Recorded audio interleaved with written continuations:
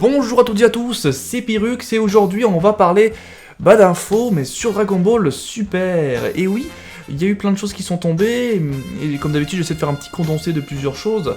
Donc bien évidemment il y a une grosse info qui était tombée il y a quelques jours de cela et du coup je pense que tout le monde le sait vu qu'il y en a plein qui ont tourné une vidéo quand il fallait on va dire. C'est bien évidemment le nouveau dieu, on va dire c'est un personnage qui ressemble beaucoup à Beerus et en plus gros. Et à la place d'avoir un Whis, donc c'est un personnage plutôt mâle, on a une femelle, enfin un Whis femelle si on veut. Donc voilà, on connaît pas plus là-dessus, on sait juste que c'est un nouveau dieu, donc on sait pas maintenant si ces deux dieux se connaissent finalement, enfin bien. J'ai l'impression que vu la ressemblance assez frappante, ils viennent de la même planète, ça c'est quasiment sûr. Et peut-être qu'après ils ont réussi, on va dire, à être un dieu, tu vois. Être un dieu, chacun d'un autre univers si on veut. Mais est-ce qu'ils font partie de la même famille ou pas? Enfin bref, vous voyez le délire et j'aimerais savoir un petit peu ce que ça en est. Mais pour l'instant, tout ce qu'on peut voir, c'est que finalement l'originalité n'est pas de mise sur ce dieu. Hein, c'est dommage. On a un dieu qui ressemble beaucoup à ce qu'on a vu avec Beerus et Whis. Donc pour l'instant, on va pas s'enflammer. Donc voilà, pour l'instant, je reste perplexe. J'attends de voir ce qui va sortir sur les autres dieux parce que c'est ça qui m'intéresse, même si on saura pas tout avant les fameux épisodes qui vont sortir. Et la chose importante aujourd'hui, c'est bien évidemment le petit résumé du chapitre 1 de Dragon Ball Super. Oui, il y a eu donc le chapitre 1 qui a été traduit en anglais, puis après en français, et du coup je vous propose la partie française, je vous la lis en gros, et pour tous ceux qui ne veulent pas se faire spoiler le chapitre 1, qui logiquement devrait être aussi, donc du manga, hein, Dragon Ball Super, devrait être aussi, on va dire, l'épisode 1 de l'animé, logiquement, hein, je ne sais pas, mais je pense bien. Donc il faut savoir que le premier chapitre sort officiellement au Japon le 20 juin, donc demain. Cette info est tombée le 18 juin, donc hier. Et du coup, voilà, on est dans les temps sur le coup. Et comme vous le savez maintenant de nos jours, quand on a des choses comme ça qui sortent, souvent il y a moyen d'avoir 1 ou 2 jours avant l'info, et c'est ce que les Japonais ont eu. Et c'est pour ça qu'on a toutes les traductions possibles. Et du coup, je vous propose l'interprétation française du texte, et on regarde ensemble un peu ce que ça donne. Pour ceux qui ne veulent pas être spoilés, je le répète, ne regardez pas la vidéo et attendez tout simplement le 20, avec les images du chapitre 1 que je suis aussi impatient de voir d'un côté, au niveau du manga. Voilà.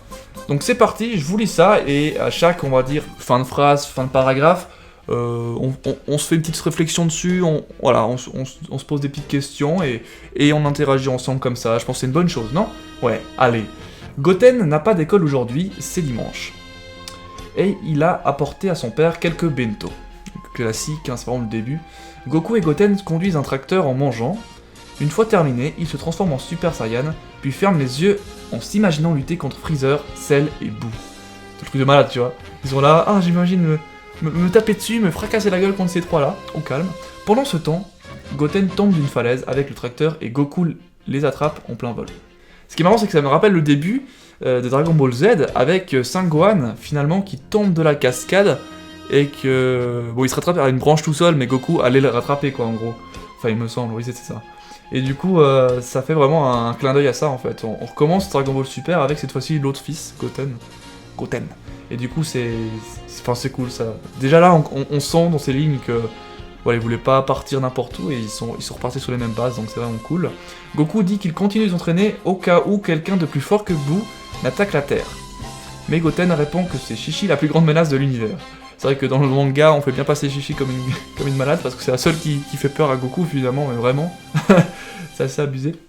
Donc là, on peut voir avec ces phrases que finalement, Goku ne connaît pas encore Beerus, puisque sinon, il aurait pas dit Boo, mais Beerus à la place.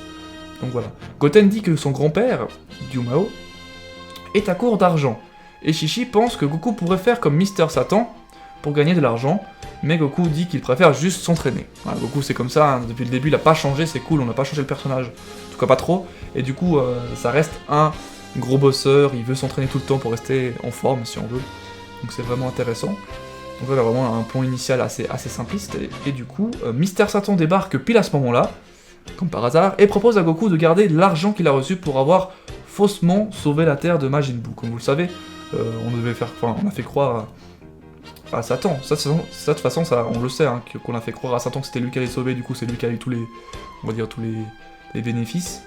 Mais, donc il est gentil, Satan quand même, il lui propose de gagner de l'argent, mais Goku refuse les 100 millions de zeni en disant que c'est 100 000 fois trop pour lui, et qu'il ne veut pas une telle quantité d'argent. Ce qui est un peu con parce que bon, Chichi serait contente quoi.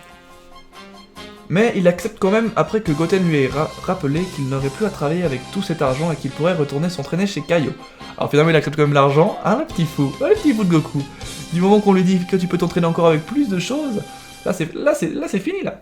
Non c'est vrai qu'au moins il prend l'argent, il la file à sa femme lui casse plus les couilles, et lui il peut faire ce qu'il veut. C'est vrai que c'est une bonne chose, c'est vrai.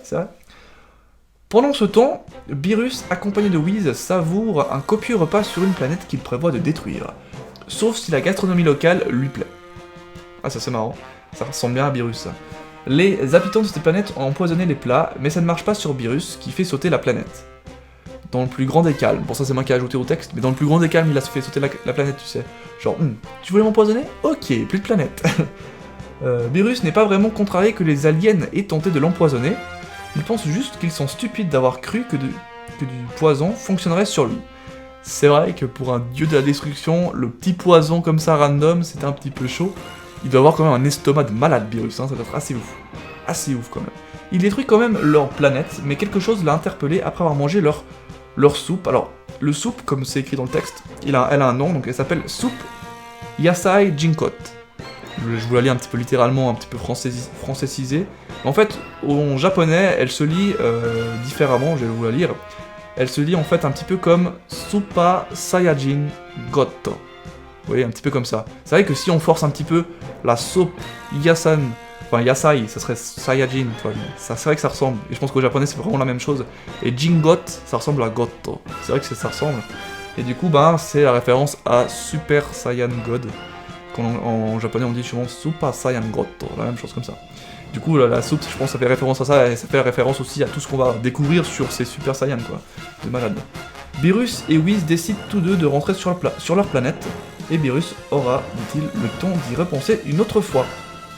Donc voilà comment se termine le texte. Alors après, je sais pas si le texte est vraiment le résumé complet du chapitre 1, mais ça m'a l'air d'être ça, parce que ça a l'air d'être très précis.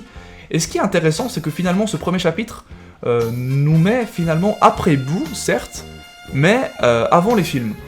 Parce que Goku ne connaît pas Beerus, Beerus ne connaît pas l'existence de la Terre pour l'instant, et visiblement, on tâte le sujet du Super Saiyan God, justement pour avoir un mot-clé, si vous voulez, parce que c'est important quand on écrit un texte, de pas partir n'importe où. Ce qu'ils ont fait, c'est poser les bases, ils ont mis les plans initiaux du côté de Goku et du côté de Beerus, hein, c'est les principaux, et finalement, ils nous ont posé donc, ce fameux mot-clé de Super Saiyan God, que du coup on connaît, mais on n'aurait pas dû connaître si on avait lu que le manga.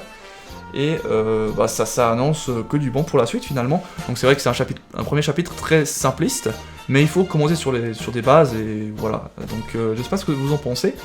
Pour ma part, ça m'a l'air de garder ce qu'on connaissait sur Dragon Ball, c'est-à-dire un début tranquille, on pose tranquillement les bases. Dragon Ball aime bien faire ça, il veut pas partir n'importe où. Dragon Ball c'est pas un manga qui part n'importe où, c'est très calculé.